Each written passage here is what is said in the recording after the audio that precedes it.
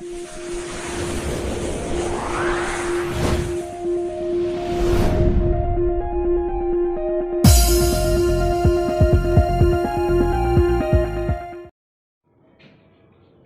Morning बच्चों।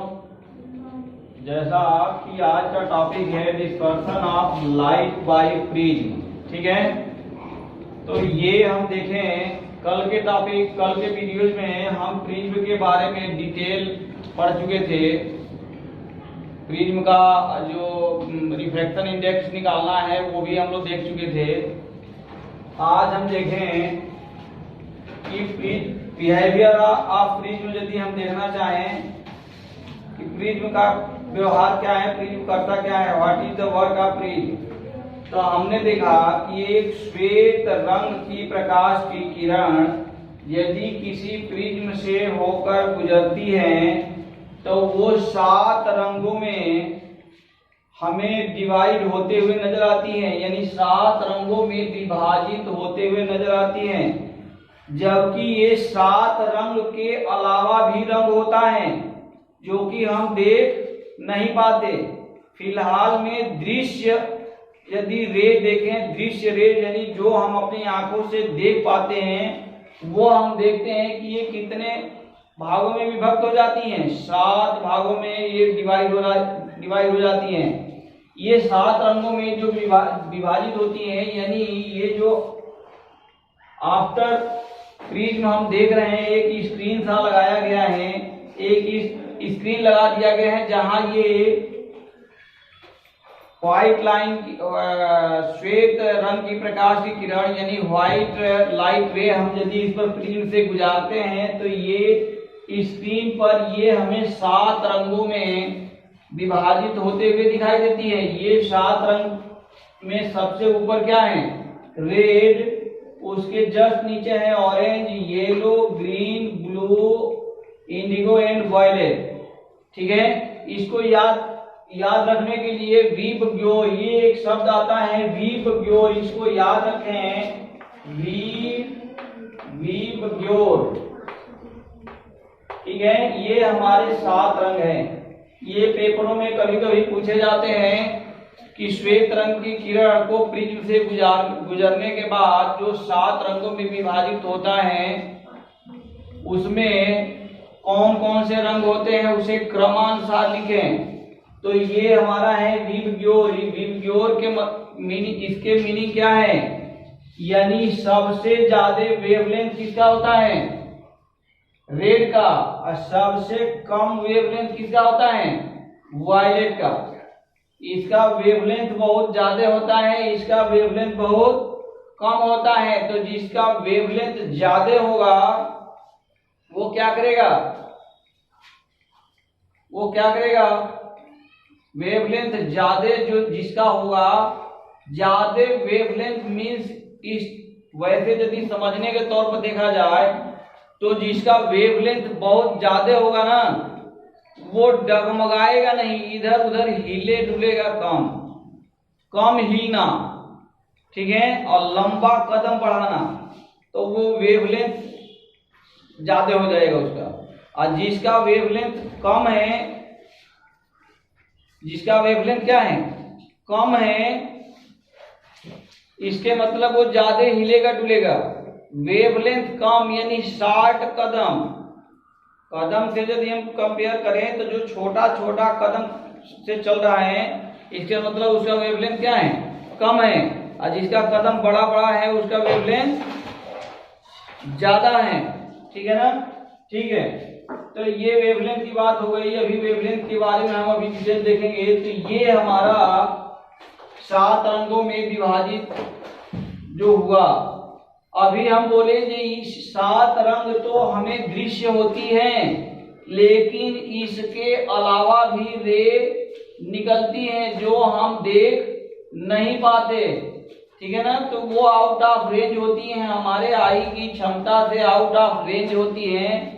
Like as अवरक्त किरण, ठीक है, इंफ्रारेड एंड सेकेंड होता है या होता है सेकेंड में अल्ट्रा वायलेट रे, ठीक है ना। तो ये जो किरणें हैं ये इस रेंज से ज्यादा आउट ऑफ रेंज की होती है, इसलिए हमें दिखाई नहीं देती।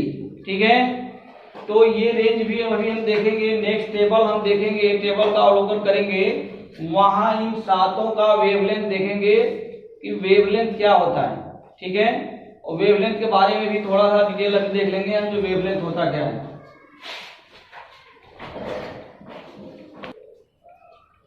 तो ये हम जैसे देखें टेबल, वेवलेंथ टेबल हमने एक लिखा है वेवलेंथ टेबल। ठीक है ना, तो डिफरेंट टाइप के जो 7 रंगों में हमारी श्वेत रंग की प्रकाश की किरण प्रिज्म से गुजरने के बाद 7 रंगों में जो विभाजित हो रही थी, उन 7 रंगों का वेवलेंथ ये होता है, जो कि हमने यहाँ बोर्ड पर दर्शाए हैं। यानी रेड का, इसमें हम देखें तो रेड का वेवलेंथ सबसे ज्यादा और वायलेट का वेवलेंथ सबसे कम दिखाई दे रहा है। ठीक है ना, इसके तहत हम यदि अभी एक सेंटेंस बोलेंगे, वो सेंटेंस का मतलब ये है कि यहाँ जो वेवलेंथ है ये हाई वेवलेंथ है, और ये अभी देख रहे हैं रेंज में सबसे लो वेवलेंथ है। इसका मीनिंग है ये हाई या लो का बहुत बड़ा मीनिंग होता है, अर्थ होता है। इसका अर्थ ये है कि जिसका वेवलेंथ हाई है वो, सिंपल भाषा में यदि हम समझना चाहें तो वो फैलेगा कम। जिसका वेवलेंथ हाई होता है वो प्रकाश की किरण कम फैलेगी, और जिसका वेवलेंथ सबसे कम होता है, जितना कम होता जाएगा वो प्रकाश की किरण ज्यादा से ज्यादा फैलेगी। यही रीजन है कि आकाश किस कलर का दिखाई देता है, आकाश हमें किस कलर का दिखाई देता है, वायलेट कलर का दिखाई देता है। और रीजन ये है, ये इसका स्कैटरिंग जो होगा ना, स्कैटरिंग ऑफ लाइट, अभी हमने बोला फैलना मीन्स स्कैटरिंग ऑफ लाइट, प्रकाश का विस्तार, फैलाव।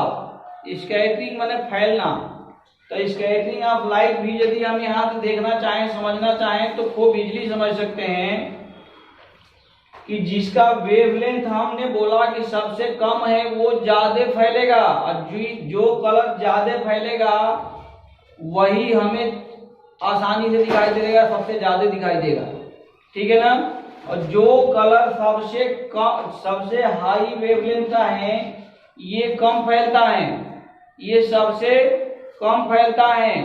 तो इम्पॉर्टेंट टॉपिक के क्वेश्चन आते हैं कंपटीशन में भी कि ट्रेन का सिग्नल रेड कलर का क्यों होता है, जब ट्रेन का जो स्टॉप करने की सिग्नल होती है वो रेड होती है, ऐसा क्यों? क्योंकि दूर से ही ट्रेन बहुत दूर रहेगी तो भी उसको रेड कलर का फैलाव कम होता है, उसको दिखाई देगा, और जिसका फैलाव हो जाएगा वो दिखाई देगा, कम दिखाई देगा, वो धुंधला दिखाई देने लगेगा, क्लियर यानी स्पष्ट दिखाई नहीं देगा। यही रीजन है जो ट्रेन की सिग्नल होती है, स्टॉप करने की सिग्नल, वो क्या होती है, रेड कलर की होती है। तो ये स्कैटरिंग ऑफ लाइट भी हमने समझ लिया।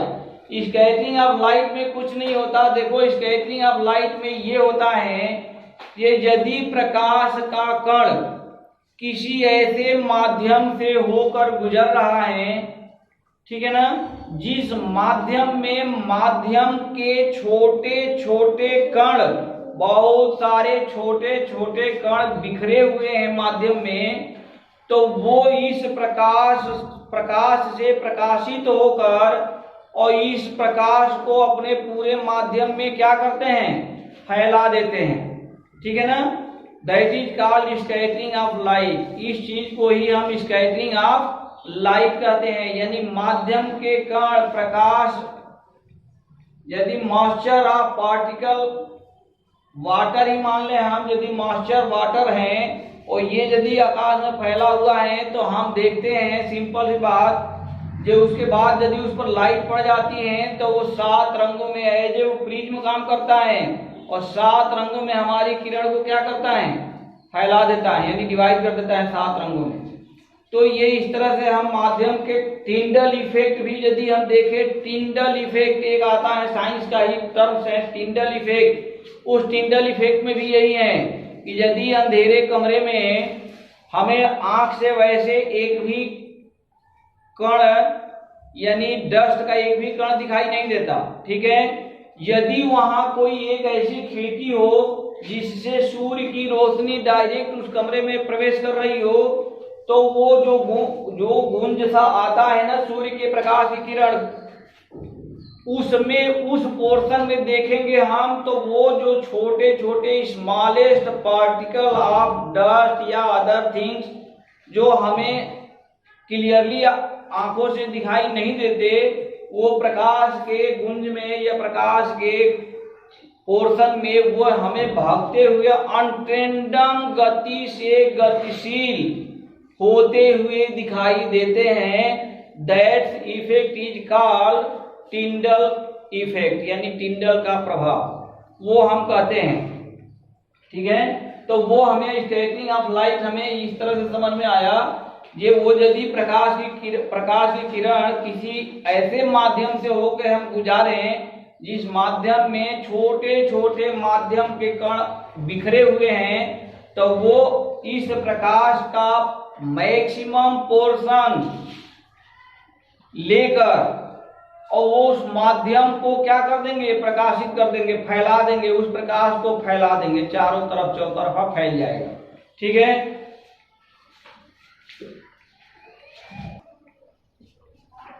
तो ये अभी हम देखें, अभी जो चैप्टर हम के डिफरेंट टाइप ऑफ टॉपिक्स देख लिए हैं, अभी हम देखते हैं some important question based on reflection of light, यानी इस चैप्टर पर आधारित कुछ महत्वपूर्ण क्वेश्चन हम देखें। तो ये यदि हम देखें तो ये दिया है क्वेश्चन नंबर कि first find the refraction index of prism, यानी रिफ्रैक्शन इंडेक्स ऑफ प्रिज्म हमें फाइंड आउट करना है।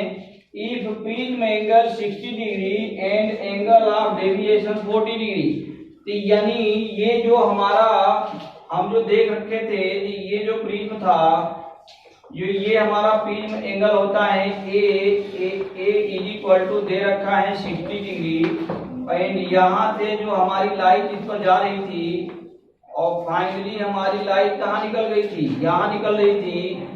तो ये इसको हम आगे बढ़ा दिए और इसको आगे बढ़ा दिए, तो हमने देखा कि ये यहाँ ये डिफ्लेक्शन आया, ये जो स्टार्टिंग यानी हमारी जो लाइट प्रिज्म पर पड़ने से पहले जो जा रही थी उसका मार्ग हमारा एक्चुअल में ये था सीधा, लेकिन वो due to the effect of prism वो सीधे न जाकर बेंड हो गई, और बेंड होके वो लाइट हमें ये मिल रही है। इसलिए यदि हम इस लाइट को, जो हमारा आउटपुट लाइट आ रही है, इस लाइट को और जो इनपुट लाइट है, दोनों को हम बैक साइड में प्रोजेक्ट करें, तो हमने देखा ये इतना एंगल, यानी ये जो एंगल है, ये एंगल ही एंगल ऑफ डेविएशन कहलाता है। तो ये एंगल यानी इतना एंगल हमारा due to effect of prism light क्या हो जा रही है, डिफ्लेक्ट हो रही है, यानी अपने मार्ग से हट जा रही है। तो ये एंगल दे रखा है 40 डिग्री इन योर क्वेश्चन, ठीक है। तो ये यदि हम दो चीज मिल गया, यानी इसको हम यदि इंडिकेट करें तो ये डेल्टा एम इंडिकेट किया गया है in the formula, delta m से डेल एम से हम इसे डेविएशन को डेल से ही हम जनरली डिनोट करते हैं। तो ये हमारा डेविएशन आ गया 40, ये एंगल ऑफ प्रिज्म दे रखा है 60। तो हमें निकालना है प्रिज्म के पदार्थ का अपवर्तनांक, यानी हम जानते हैं कि एटा, इसे एटा कहते हैं, eta is equal to sine A plus del m divided by 2 total divided by sine A by 2, ये होता है, ठीक है। तो इस फार्मूले में हम यदि ये वैल्यू पुटअप करें तो ये मिल जाएगा हमारा sine 60 plus 40 divided by 2 divided by sine 60/2, ठीक है। तो ये according to the given value in your question हमने पुटअप किया, तो ये मिला, क्या मिल गया, साइन 50 डिवाइडेड बाई साइन 30, ये फाइनली मिला। साइन 50 की वैल्यू क्वेश्चन में दे रखा है, ठीक है। तो साइन 50 की वैल्यू हम रख दें तो 0.7660 डिवाइडेड बाई साइन 30 0.5, ठीक है। और ये यदि हम इसको कैंसिल करें तो ये आ गया 1.532। This is the value of, क्या है, प्रिज्म के पदार्थ का अपवर्तनांक, ठीक है ना, यानी प्रिज्म एंगल, प्रिज्म इंडेक्स, इसको प्रिज्म इंडेक्स भी कहेंगे, रिफ्रैक्शन इंडेक्स ऑफ प्रिज्म या इंडेक्स का दो बात देखी है, ठीक है। नाउ क्वेश्चन नंबर 2 यदि हम देखें तो ये कह रहा है कि if the refraction index of glass दे रखा है 3/2 and the refraction index of water दे दिया है 4/3, in which condition will be possible to perfect internal reflection, ठीक है ना। ये पूर्ण आंतरिक परावर्तन, ये कह रहा है कि पूर्ण आंतरिक परावर्तन किन दशाओं में संभव है। तो देखो ऐसा है कि ये जैसा कि हम लोगों ने इस टॉपिक को कल पढ़े हैं वीडियो में, यानी ये टॉपिक यदि हम चेक करें तो ये कहानी ऐसे हो जाएगी। ये दे रखा है, अभी देखते हैं इस क्वेश्चन का आंसर कैसे होगा सवाल। ये हमारा जो गिवन वैल्यू है वो दे रखा है Ng is equal to and Nw is equal to, ये दो दे रखा है, Ng इज इक्वल टू दे रखा है 3/2 और Nw इज इक्वल टू दे रखा है 4/3, ठीक है। तो ये हमारा दो वैल्यू तो गिवन है, ठीक है ना। ये दो वैल्यू यदि गिवन है तो पूर्ण आंतरिक परावर्तन के केस हम चेक करें। पूर्ण आंतरिक परावर्तन का केस में हम दिखाए थे, हमने बताया था जो क्रांतिक कोण हम समझाए थे कल के वीडियोज में, उसमें पूर्ण आंतरिक परावर्तन हमने बोला था कि ये जो माध्यम है, यानी माध्यम फर्स्ट और माध्यम सेकेंड, तो पूर्ण आंतरिक परावर्तन तभी संभव है जब हमारा फर्स्ट मीडियम क्या हो, डेंसर हो, और सेकेंड मीडियम क्या हो, रेयर हो, ठीक है ना। यानी डेंसर टू रेयर में यदि हमारा लाइट का रिफ्लेक्शन हो रहा है तो ही पूर्ण आंतरिक परावर्तन पॉसिबल है, अदरवाइज रेयर टू डेंसर में संभव नहीं है। तो इस क्वेश्चन का फर्स्ट आंसर तो हम लोगों ने निकाल लिया, ठीक है ना। तो ये डिपेंड करता है ऑन योर कंसेप्ट, तुम्हारा कंसेप्ट क्या है उसके ऊपर ये डिपेंड कर रहा है। सेकेंड बात है ये पूर्ण आंतरिक परावर्तन का कंडीशन चाहिए इसको कि क्या कंडीशन है।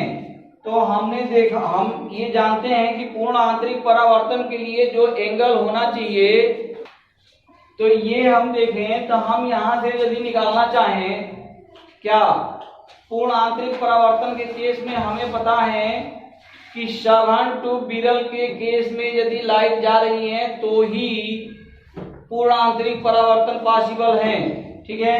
तो अब हम यहां से यदि निकालें कांच के सापेक्ष जल का अपवर्तनांक, कांच के सापेक्ष जल का क्या निकालना है, अपवर्तनांक, तो हम निकालेंगे Gn W। यदि देखना चाहें तो ये हमारा निकल जाएगा Ng Nw divided by Ng। ये वैल्यू कैलकुलेट करो तो ये Ng और Nw दे रखा है, यानी 4/3 डिवाइडेड बाई 3/2, ये कितना हो जाएगा 4/3 मल्टीप्लाई बाई क्या हो जाएगा 2/3, यानी ये आ गया 8/9। ये कैंसिल करोगे तो आ जाएगा पॉइंट कितना 8/9, तो ये आ गया 8/9। तो ये वैल्यू हमने निकाला, ठीक है। नाउ अब सेकेंड वर्क हम करेंगे। अभी हमने क्या निकाला, जल का अपवर्तनांक निकाला कांच के सापेक्ष, कांच यानी कांच के सापेक्ष जल का अपवर्तनांक हमने देखा। इसी तरह से अब हम देखेंगे, क्या देखेंगे, यानी जल के सापेक्ष कांच का अपवर्तनांक देखेंगे। हम अब निकालेंगे WNG। यदि WNG हम निकालें, WNG निकालें तो ये हमारा क्या हो जाएगा, Ng divided by NW, Ng divided by NW, और ये बराबर हो जाएगा हमारा 1 by sine C, where C क्या है, क्रांतिक कोण है, यानी वह मैक्सिमम एंगल, इंसिडेंट एंगल जो कि सघन माध्यम में हमारी लाइट फॉल होकर नॉर्मल से बनाती है, वो मैक्सिमम एंगल जिस पर अपवर्तन के पश्चात यानी after refraction our light will be goes to 90 degree with the normal. यानी ये कहने का मतलब ये है कि ये यदि हमारा ऊपर सघन है, सघन यानी डेंसर, और यहाँ से यदि लाइट हमारी जा रही आ रही है ये, तो ये मैक्सिमम एंगल, इंसिडेंट एंगल का मैक्सिमम वैल्यू, ठीक है ना, that maximum value of incident angle at which after reflection your light will be goes to the 90 degree with the normal is called critical angle, क्रांतिक कोण, ठीक है। उससे कम नहीं होना चाहिए इंसिडेंट एंगल के वैल्यू, उससे यदि ज्यादा भी है तो वो कोण आंतरिक परावर्तन, यानी ये यदि वेन यदि हम देखें I टेंड टू C हो जाए तो ये हमारी लाइट जो आफ्टर रिफ्लेक्शन है वो इधर आ जाएगी, और इससे अब थोड़ा सा भी ज्यादा बढ़ाते चले जाएं, इस एंगल को हल्का हल्का ज्यादा बढ़ाते चले जाएं तो ये अब इधर ना जाकर अब ये कहाँ चली जाएगी, ये सेम मीडियम में रिफ्लेक्ट हो जाएगी। रिफ्रैक्शन के बजाय ये क्या हो जाएगी, रिफ्लेक्ट हो जाएगी, कंप्लीटली रिफ्लेक्ट हो जाएगी, ठीक है ना। इसी को पूर्ण परावर्तन कहते हैं। ये हमारा पूर्ण परावर्तन का कंडीशन है, यानी पूर्ण परावर्तन के लिए हमारा क्रांतिक कोण से इंसिडेंट एंगल इक्वल टू हो जाना चाहिए क्रांतिक कोण या उससे अधिक, उससे कम पर पॉसिबल नहीं है। उससे कम पर सम पार्ट ऑफ लाइट तो रिफ्लेक्ट होती हैं, बाकी maximum part of light refraction होके अदर मीडियम में चली जाती हैं, ठीक है ना। तो ये यहाँ से हमने देखा कि WNG is equal to NG divided by NW, यानी ये हम निकाल रहे हैं कांच का अपवर्तनांक विद रिस्पेक्ट टू वाटर, ठीक है ना। तो ये यदि ये बराबर हो गया हमारा 1 बाई C, यानी C इज इक्वल टू, अच्छे ये इसको इक्वेशन नंबर यदि हम फर्स्ट मान लें तो हमको पता है कि WNG इज इक्वल टू हो जाता है 1 बाई GNW, ठीक है ना। ये होता है WNG is equal to GNW, यानी एक बार हम कांच के सापेक्ष जल का अपवर्तनांक निकाले, सेकेंड केस में हम जल के सापेक्ष कांच का अपवर्तनांक निकाले, दोनों को यदि मल्टीपल कर दें तो ये आपस में इनवर्सली प्रोपोर्शनल होते हैं, मल्टीपल कर देने पर ये क्या हो जाएगा, 1 हो जाता है। तो ये देखो ये WNG बराबर ये आया, ये इज इक्वल टू हमारा कितना है, यहाँ कितना है 1 by C, 1 by sine C, 1 by sine C, और इसका वैल्यू हमने निकाल रखा है, GNW का वैल्यू हमने कितना निकाल रखा है, ये निकाल रखा है। तो ये हम यदि देखें तो यहाँ से हमारा मिल गया क्या, sine C is equal to GNW, और इसका वैल्यू हमारा निकल चुका है 0.889, ठीक है 0.889। 9 और इसको यदि हम देखें तो ये 0.889 ये कितने डिग्री के वैल्यू है? तो ये है sin 62 डिग्री 42 मिनट, यानी 62 डिग्री 42 मिनट का ये वैल्यू होता है। यानी जो कि क्वेश्चन में ये दे रखा है कि the value of sin 62 and 42 sin 62 degree and 42 minute is equal to 0.889। ये वैल्यू कहाँ दिया है? क्वेश्चन में ऑलरेडी दिया हुआ था। तो यहाँ से हमारा यदि हम C निकालें तो C our value of C will be equal to 62 degree and 42 minute, ठीक है ना? 62 डिग्री एंड 42 मिनट। तो that is the solution of your question. और ये यदि वीडियो अच्छा लगे, आपके एजुकेशन में हेल्पफुल हो, तो कृपया इसे लाइक सब्सक्राइब और शेयर करना न भूलें, ताकि अत्यधिक मात्रा में पढ़ने वाले बच्चों को सहायता मिल सके, हेल्प हो सके। Thank you very much. जय हिंद, जय भारत।